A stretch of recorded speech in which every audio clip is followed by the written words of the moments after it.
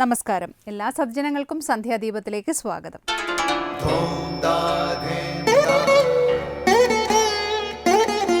ശുഭം ഭവതു കല്യാണമായുസാരോഗ്യവർദ്ധനം സർവദുഃഖ വിനാശായ സന്ധ്യാദീപം നമോസ്തുതേ. നാമം ജപായനം പുണ്യം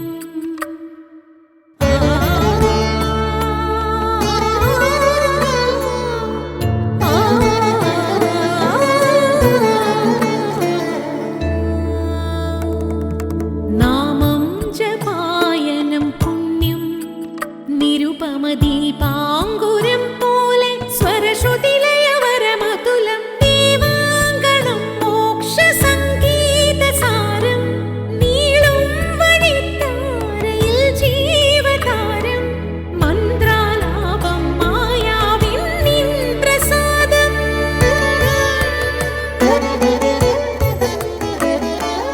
ഇരുൾ നീങ്ങിയുണരുന്ന തെളിനാളദീപം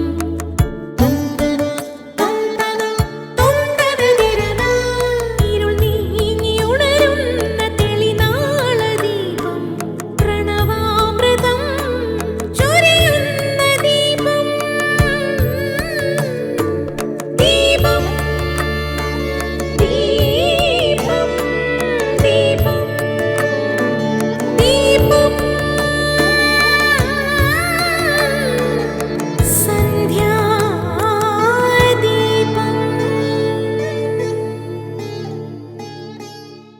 സമയമാണ് മനുഷ്യൻ്റെ ഏറ്റവും വിലയേറിയ സ്വത്ത്.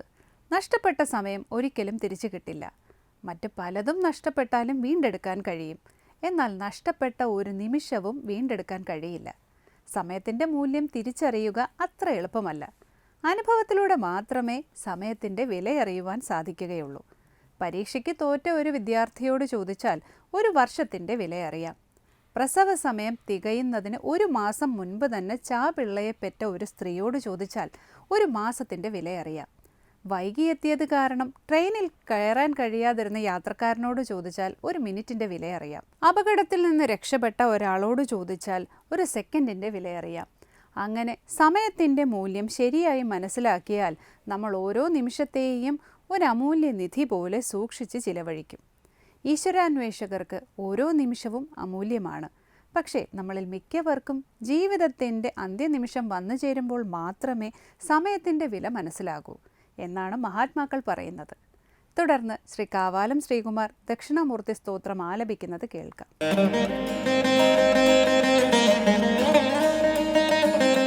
വിശ്വം ദർപ്പണദൃശ്യമാനനഗരീതുല്യം നിജാന്തർഗതം പശ്യന്നാത്മനി മായയ ബഹിരിവോദ്ഭൂതം യഥാ നിദ്രയാ യഃ സാക്ഷാത് കുരുതേ പ്രബോധസമയേ സ്വാത്മാനമേവാദ്വയം തസ്മൈ ശ്രീ ഗുരുമൂർത്തയേ നമ ഇദം ശ്രീ ദക്ഷിണാമൂർത്തയേ.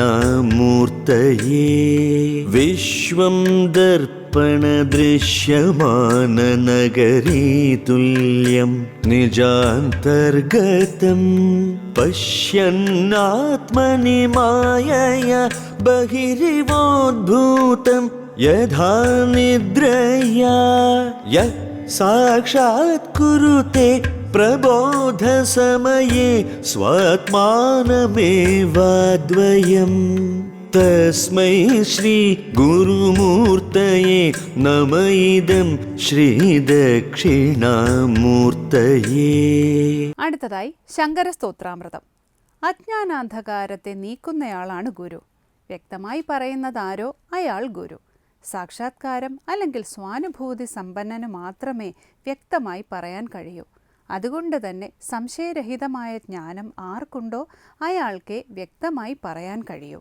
അങ്ങനെയുള്ള ഗുരുമൂർത്തി ഭാവം വിവരിക്കുന്ന ദക്ഷിണാമൂർത്തി സ്തോത്രത്തിലെ 1-ാം ശ്ലോകമാണ് ഇന്ന് ശങ്കര സ്തോത്രാമൃതത്തിൽ സ്വാമി ചിദാനന്ദപുരി വ്യാഖ്യാനിക്കുന്നത്.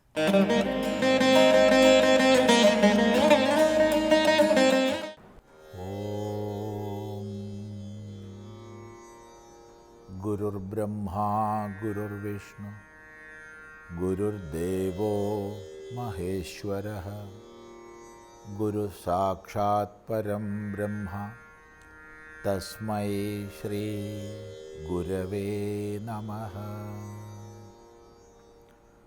ഓം സദാശിവസമാരംഭാം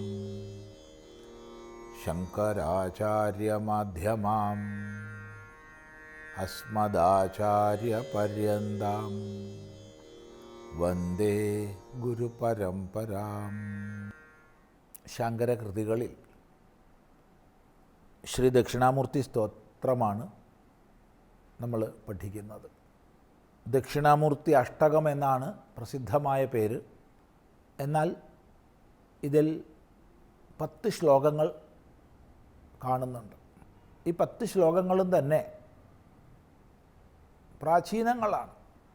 അഷ്ടകം എന്നുള്ള പേരെങ്ങനെയോ തെറ്റായി വന്നു ചേർന്നതാണെന്ന് വിചാരിക്കാനേ തരമുള്ളൂ. സ്തോത്രത്തിൽ 10 ശ്ലോകങ്ങൾ ഉള്ളതുകൊണ്ട് വാസ്തവത്തിൽ അത് അങ്ങനെ ശ്ലോകസംഖ്യ പറയണമെങ്കിൽ ദശകം എന്നാ പറയേണ്ടത്, ദക്ഷിണാമൂർത്തി ദശകം എന്നാ പറയേണ്ടത്. എന്നാൽ ദക്ഷിണാമൂർത്തി അഷ്ടകം എന്ന് പേരുണ്ട്. ഈ കൃതിയുടെ ആധികാരികമായ മാനസോല്ലാസ വാർത്തികം സുരേശ്വരാചാര്യസ്വാമികൾ രചിച്ചു. ആ മാനസോല്ലാസ വാർത്തികത്തിൽ ഈ 10 ശ്ലോകങ്ങളും എടുത്തിട്ടുണ്ട്. അതുകൊണ്ട് 10ഉം പ്രാമാണികമാണ് എന്നുള്ളതിൽ സന്ദേഹമില്ല. നമുക്ക് ശ്രദ്ധിക്കാം. ഒന്നുകൂടി സൂചിപ്പിക്കട്ടെ, ഒരേ സമയം ഒന്നാന്തരം വേദാന്ത പ്രകരണമാണ്, അതേസമയം ഒരു സ്തോത്രവുമാണ്. ഈ 2 ഭാവങ്ങളും ഇതിൽ നമുക്ക് കാണാം. നോക്കൂ. വിശ്വം ദർപ്പണദൃശ്യമാന നഗരീ തുല്യം നിജാന്തർഗതം പശ്യന്നാത്മനി മായയാ ബഹിരിവോദ്ഭൂതം യഥാ നിദ്രയാ യഃ സാക്ഷാത് കുരുതേ പ്രബോധസമയേ സ്വാത്മാനമേവാദ്വയം തസ്മൈ ശ്രീഗുരുമൂർത്തയേ നമ ഇദം ശ്രീദക്ഷിണാമൂർത്തയേ. വിശ്വം ദർപ്പണദൃശ്യമാന നഗരീ തുല്യം നിജാന്തർഗതം പശ്യന്നാത്മനി മായയാ ബഹിരിവോദ്ഭൂതം യഥാ നിദ്രയാ യഃ സാക്ഷാത് കുരുതേ പ്രബോധസമയേ സ്വാത്മാനമേവാദ്വയം തസ്മൈ ശ്രീഗുരുമൂർത്തയേ നമ ഇദം ശ്രീദക്ഷിണാമൂർത്തയേ. തസ്മൈ ശ്രീഗുരുമൂർത്തയേ ശ്രീദക്ഷിണാമൂർത്തയേ ഇദം നമഃ. ഇദം നമഃ, ഈ നമസ്കാരം, ഇതാ ഈ നമസ്കാരം സമർപ്പിക്കുന്നു എന്നർത്ഥം. ആർക്കായിട്ട് ഈ നമസ്കാരം സമർപ്പിക്കുന്നു? ശ്രീ ഗുരുമൂർത്തയേ തസ്മൈ, ആ ഗുരുമൂർത്തിക്കായിക്കൊണ്ട്, ശ്രീ ഗുരുമൂർത്തിക്കായിക്കൊണ്ട്. ഗുരു മൂർത്തിമത് ഭാവത്തെ പ്രാപിച്ചവൻ അഥവാ ഗുരുവിൻ്റെ മൂർത്തിയായി വന്നവൻ ഗുരുമൂർത്തി. എങ്ങനെയുള്ള ഗുരുമൂർത്തി? ശ്രീ ദക്ഷിണാമൂർത്തയേ നമ, ശ്രീ ദക്ഷിണാമൂർത്തിക്കായിക്കൊണ്ട് നമസ്കാരം. ഈ കൃതിയിൽ എല്ലാ ശ്ലോകങ്ങളിലും തന്നെ ആവർത്തിക്കുകയാണ് തസ്മൈ ശ്രീ ഗുരുമൂർത്തയേ നമ ഇദം ശ്രീ ദക്ഷിണാമൂർത്തയേ എന്നുള്ളത്. 4ാമത്തെ പാദം എല്ലാ ശ്ലോകങ്ങളിലും ഇതുതന്നെയാണ്. നമ, നമസ്കാരം. നമിക്കുന്നത് സമ്പൂർണ്ണ സമർപ്പണമാണ്.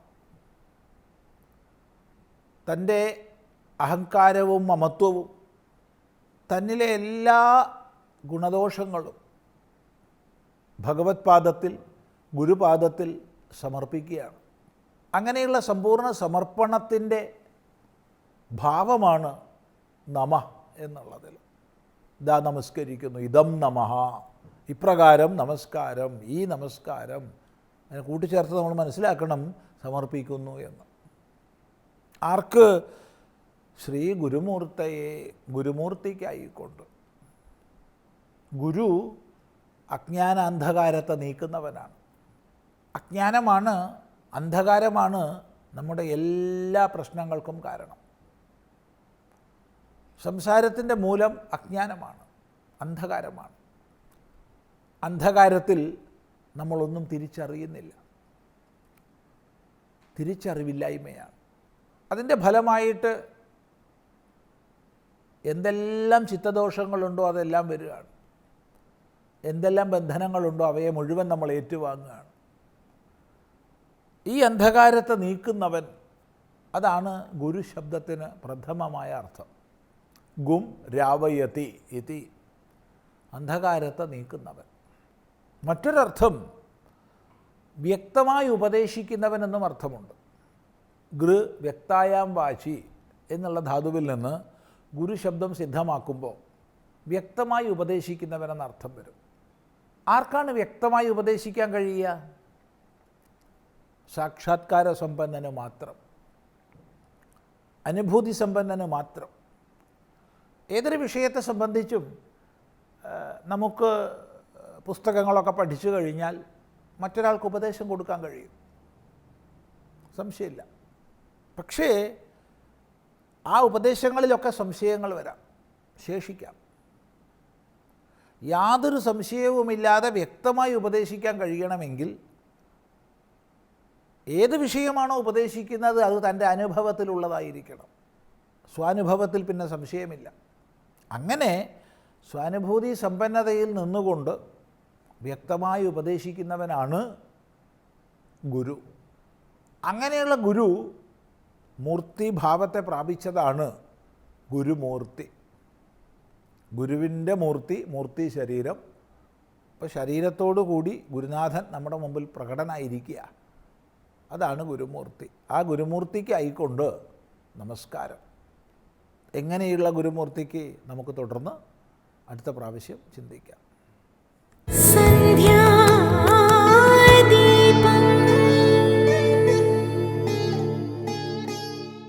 തുടർന്ന് സനാതനധർമ്മം.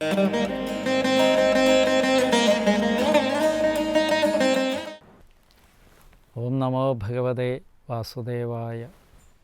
നമ്മൾ എത്ര കേട്ടാലും മതി വരാത്ത, എത്ര കേട്ടാലും നമുക്ക് ആനന്ദത്തെ നൽകുന്ന ഭക്തന്മാരായിരിക്കുന്നവർക്കെല്ലാം കേൾക്കുന്ന മാത്രയിൽ ശ്രവണേന്ദ്രിയത്തിന് ആനന്ദം, കാണുന്ന മാത്രയിൽ നയനേന്ദ്രിയത്തിന് ആനന്ദം, ഇങ്ങനെയെല്ലാം ആനന്ദത്തെ നൽകുന്നതായിരിക്കുന്ന ഭഗവത് അവതാരത്തിൻ്റെ മുമ്പുള്ള ഭാഗങ്ങളാണ് നമ്മൾ വായിച്ചുകൊണ്ടിരിക്കുന്നത്. എന്ന് പറഞ്ഞാൽ ഭഗവാന്റെ അവതാരം വരാൻ പോകുന്ന സമയമാണ് ഇപ്പം. അപ്പോൾ തീർച്ചയായും നാം എല്ലാം മനസ്സിനെയും ഇന്ദ്രിയങ്ങളുടെ വ്യാപാരത്തെയൊക്കെ നിയന്ത്രിച്ച് ആ ഭഗവത് അവതാര സങ്കല്പത്തിൽ മാത്രം നിർത്തുക, ഭഗവാനിൽ മാത്രം മനസ്സ് നിർത്തുക, ശ്രദ്ധയൂന്നുക. എത്രയോ ഒരു പുണ്യമാണ് നമുക്കൊക്കെ. ഇങ്ങനെയൊക്കെയുള്ള ക്ലാസ്സുകൾ കേൾക്കുമ്പം നമുക്ക് കിട്ടുന്ന ആനന്ദം അനിർവചനീയമാണ്. കാര്യം എന്തുകൊണ്ടാണെന്ന് ചോദിച്ചു കഴിഞ്ഞാൽ പറയുന്നത് അത്രയും ആരെക്കുറിച്ചാണ്? ഭഗവാനെക്കുറിച്ചാണ്.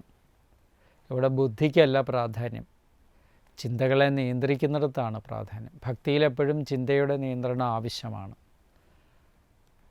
ഒരാൾ ശാസ്ത്രം പഠിക്കുന്നിടത്ത് ആ ശാസ്ത്ര വിഷയത്തെ ചിന്തിക്കുമ്പോഴും മറ്റു വിഷയങ്ങളിലേക്ക് മനസ്സ് പോകാം. പക്ഷേ ഒരു ഭക്തൻ നാമം ജപിക്കുമ്പോൾ ഇതര വിഷയ വ്യാപാരം അവരുടെ നിഷേധമാണ്. എന്തുകൊണ്ട്? ചൊല്ലുന്ന മന്ത്രത്തിൽ ഇരുന്നില്ലെങ്കിൽ അതിന് ഫലമുണ്ടാകുകയില്ല അവനും. എവിടെയാണെങ്കിലും കർമ്മം ചെയ്യുമ്പം ആ കർമ്മത്തിൻ്റെ ഫലം അവർക്ക് ലഭിക്കണമെന്നുണ്ടെങ്കിൽ അവിടെ ഏകാഗ്രതയും മനസ്സംയമനവും ആവശ്യമാണ്. അപ്പം നമ്മളെ സംബന്ധിച്ച് അവതാര ലീലകളെക്കുറിച്ച് എത്ര വർണ്ണിച്ചാലും പറയാനാവാത്ത, 1000 നാവുള്ള അനന്തന് പോലും വർണ്ണിക്കാൻ പറ്റാത്തതായിരിക്കുന്ന ഭഗവത് അവതാര ലീലകൾ ഭക്തിപൂർവ്വം പറയുകയും ഭക്തിപൂർവ്വം കേൾക്കുകയും ചെയ്യപ്പെടേണ്ട ഒന്നാണ്.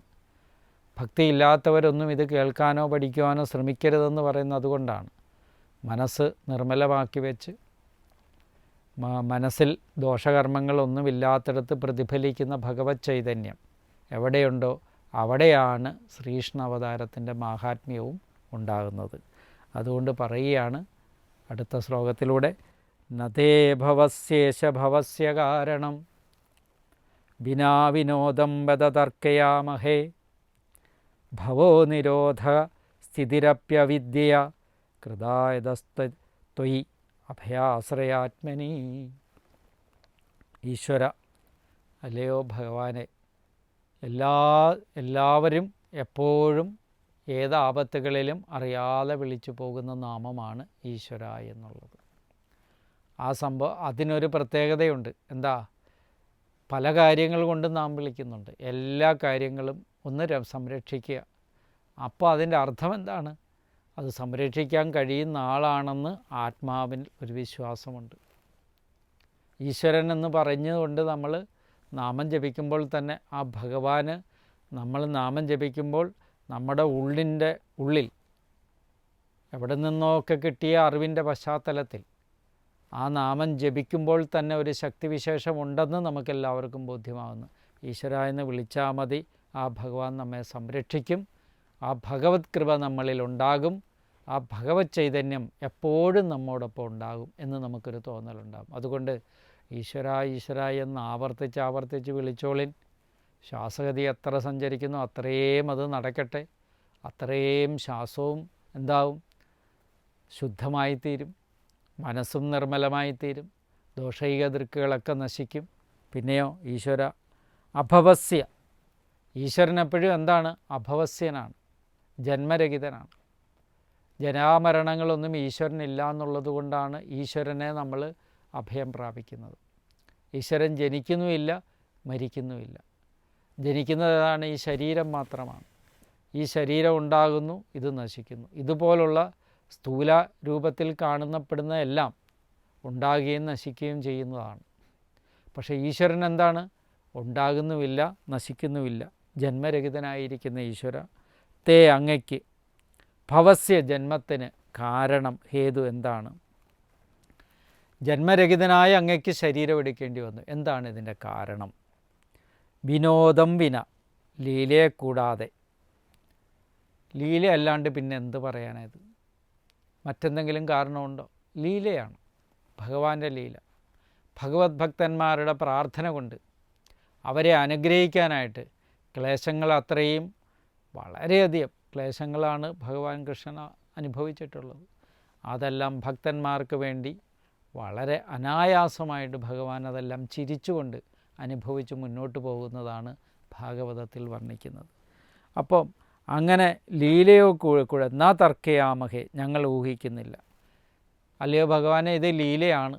ഭഗവാൻ ഈ ശരീരത്തെ എടുത്തിരിക്കുന്നത് എന്തുകൊണ്ടാണ്? ഭക്തന്മാരെ അനുഗ്രഹിക്കുന്നതിന് വേണ്ടിയിട്ടുള്ള ലീലയാണ് ഇതെന്നുള്ള കാര്യമാണ് പറയുന്നത്. പിന്നെ അല്ലാതെ ഞങ്ങളൊന്നും ഊഹിക്കുന്ന ഏതഹ എന്തുകൊണ്ടെന്നാൽ സന്തോഷം, അഭയാശ്രയ, അഭയസ്ഥാനമായിട്ടുള്ളവനാണ് ആര്? ഭഗവാൻ. എല്ലാവർക്കും അഭയസ്ഥാനം നൽകുന്ന ആരാണ്? ഭഗവാനാണ്. ആത്മനി, ജീവാത്മാവിൽ ഭവക ജന്മവും നിരോധ മരണവും സ്ഥിതി അഭി ഇരിപ്പും തൊയ് നിന്തിരുവടിയിൽ അവിദ്യ കൊണ്ട് അജ്ഞാനം കൊണ്ട് കൃതഹസ കൃതങ്ങളാകുന്നു. ഇതെല്ലാം അല്ലയോ ഭഗവാനെ അങ്ങയ്ക്ക് യാതൊരു സംബന്ധവുമില്ല. അജ്ഞാനികളായ ആളുകളുടെ ആരോപണം മാത്രമാണ് ഇതെല്ലാം. ജ്ഞാനമുള്ളവർക്കൊന്നും ഈ വക ദോഷങ്ങളൊന്നും ഇല്ല. അവർ ചിന്തിക്കുന്നേ ഇല്ല. എന്തുകൊണ്ട്? അവർ ചിന്തിക്കുന്ന അത്രയും ജന്മരഹിതനായിരിക്കുന്ന ഭഗവാനെക്കുറിച്ച് മാത്രമാണ്. ഇവിടെ അങ്ങയ്ക്ക് ഈ ജന്മത്തിന് കാരണഹേതുവായിരിക്കുന്ന വെറും ലീലയാണെന്ന് ജ്ഞാനികളായിട്ടുള്ള ഭഗവത് അനുഗ്രഹം കിട്ടിയിട്ടുള്ള ആളുകൾ വിചാരം ചെയ്യുന്നു. പിന്നെയോ നിന്തിരുവടിയിൽ അവിദ്യ കൊണ്ടാണ് ഇതെല്ലാം നടന്നിരിക്കുന്നത്. നിങ്ങൾ ചിന്തിക്കുമ്പോഴും അവിദ്യ കൊണ്ടാണ് ഇതെല്ലാം എന്നുള്ള കാര്യം ഓർമ്മയിൽ വയ്ക്കുക. എന്നുള്ള കാര്യങ്ങൾ ഓർമ്മയിൽ വെച്ചുകൊണ്ട് നമ്മളിലുള്ള ദോഷൈക ദൃക്കുകളെല്ലാം പോയി ജനനമില്ലാത്തവനാണെങ്കിൽ കൂടിയും ഭക്തന്മാരെ പരിപാലിക്കുന്നതിന് ആയിട്ട് സത്വരജോസ്തമോ ഗുണങ്ങളെ ആശ്രയിച്ചുകൊണ്ട് ഭഗവാൻ ഇവിടെ അവതരിക്കും എന്നുള്ള കാര്യം, അവതരിക്കാൻ പോകുന്നു എന്നുള്ള കാര്യം ഓർമ്മപ്പെടുത്തുന്നു. അത് ഭഗവാന്റെ ലീലയാണെന്നുള്ള കാര്യവും ഭാഗവതത്തിൽ വെളിപ്പെടുത്തുന്നു. ആ ലീല വിനോദനായിരിക്കുന്ന ഭഗവാനെ നമുക്ക് സ്തുതിക്കാം. നമുക്കും അതുപോലെ ഈ ജനന മരണങ്ങളില്ലാത്തൊരവസ്ഥ പ്രാപിക്കുവാൻ, അത്യന്ത സുഖത്തെ പ്രാപിക്കുവാൻ സാധിക്കുമാറാകണമെന്ന് പ്രാർത്ഥിക്കാം. നമസ്കാരം.